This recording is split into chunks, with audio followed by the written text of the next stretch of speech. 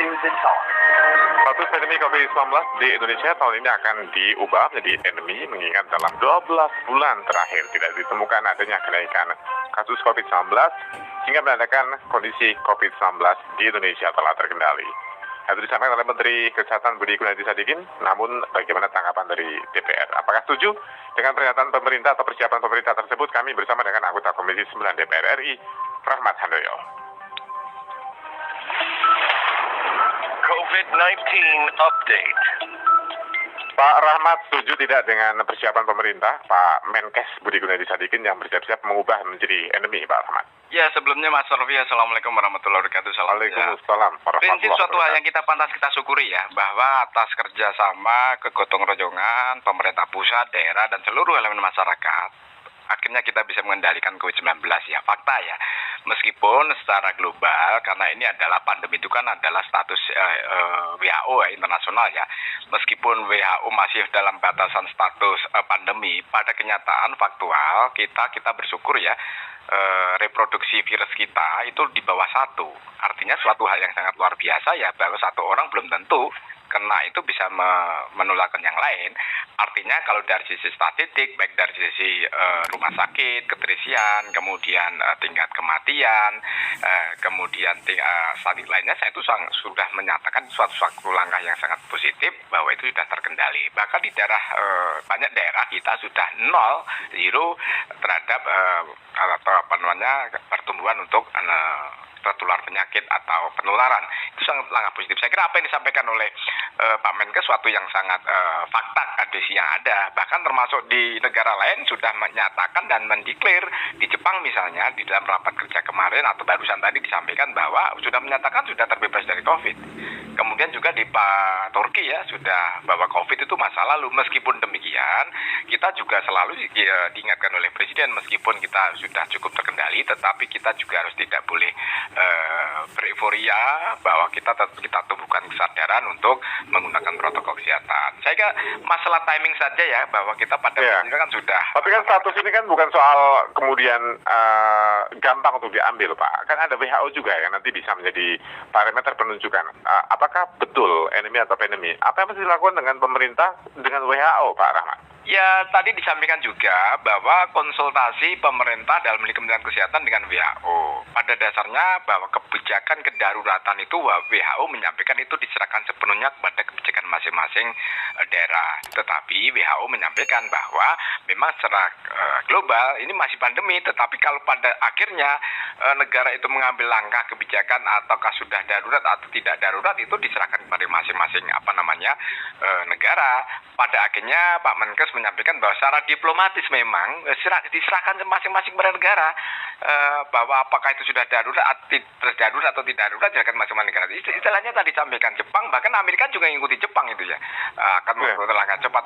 Tadi juga disampaikan bahwa nanti pada tahun ini kalau tidak salah ya Pak Presiden barangkali akan memberikan kado terindah buat kita semua, mungkin dideklar pada saat 17 Agustus akan kita terbebas dari pandemi untuk berubah menjadi endemi.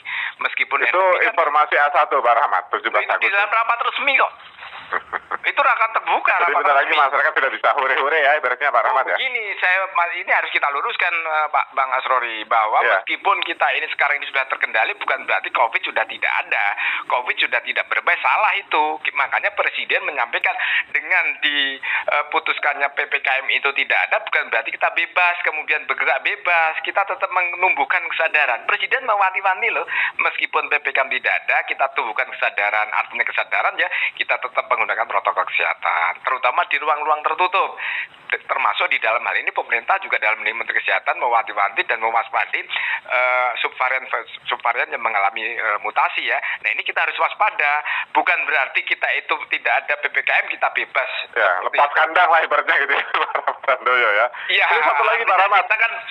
Kita juga harus mewaspadai ancaman-ancaman kan itu kan hampir dikebel ya soal masalah kemauan virus untuk bermutasi itu kan. Tetapi secara kita juga sudah punya kepercayaan diri Bung Asrofi, kita punya dari sisi misalnya lepas pandemi menjadi endemi gitu ya Pak Rahmat ya, kemudian PPKM juga sudah dicabut oleh pemerintah, misal statusnya sudah seperti itu, kan ada implikasi berkaitan dengan bagaimana masyarakat berkehidupan sosial, misal penggunaan sarana transportasi publik. Menggunakan kereta atau pesawat kan harus ada syarat tertentu. Artinya apakah harus ada perubahan pola kebijakan itu dengan sebuah peraturan yang dibentuk oleh pemerintah untuk antisipasi jangka panjang, Pak Rahmat?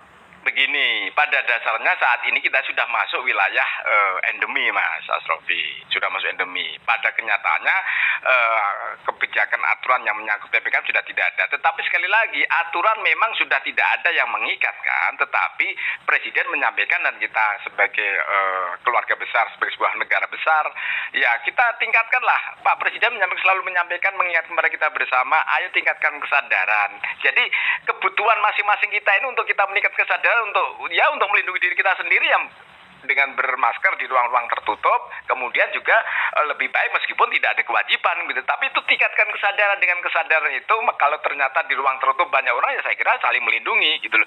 Tapi modal dasar kita yang itu pantas kita bersyukur, ya kita sudah memiliki kekebalan kelompok yang sangat bagus. Dalam ini kemarin atau barusan tadi disampaikan kita punya 98% yang sudah punya kekebalan yang dihasilkan dari vaksinasi maupun dari orang yang sudah terjangkit virus. Jadi dua hal itu menjadi kekuatan kita dalam rangka untuk melawan COVID-19. Kita cukup kuat, Pak, ya, untuk menghadapi kemudian kita buka gerbang kita, termasuk nanti ekonomi akan menggeliat ya, Pak Rahmat ya? Ya, harapan kita begitu ya, meskipun kita tetap menggunakan kesadaran, tetapi harapan kita dengan adanya dibuka ini saya kira juga banyak multi efek ya. Artinya kita ekonomi juga tumbuh, tetapi kita juga tetap tidak boleh bereforia. Sekali lagi, jangan menganggap ini COVID sudah tidak ada maupun tidak berbahaya. Ya lebih baik kita sedia payung sebelum hujan, mengapa tidak? Sehingga dengan kalau payungnya rusak kami akan gantikan, Pak Rahmat ya, karena kami punya banyak payung. Kita berpikir positif, apapun langkah pemerintah sudah memberikan yang terbaik kepada kita semua. Artinya ketika sudah PPKM tidak diberlakukan, kemudian ekonomi menggeliat, tetapi kita juga dikasih wanti-wanti kesadaran, tingkat kesadaran tidak boleh euforia dan tidak menganggap bahwa COVID sudah tidak berbahaya, itu salah. Justru ini menjadi cermin kita bersama untuk saling mengingatkan, tidak boleh euforia. Kata kuncinya gitu, Bung Absorofi. Ini pesan yang harus kami catat, kami sampaikan terus ke masyarakat, Pak Rahmat. Terima kasih, Pak Rahmat ya. Baik, Bung Asrofi, tetap semangat. Tetap sehat ya, Pak Rahmat ya. Waalaikumsalam warahmatullahi wabarakatuh.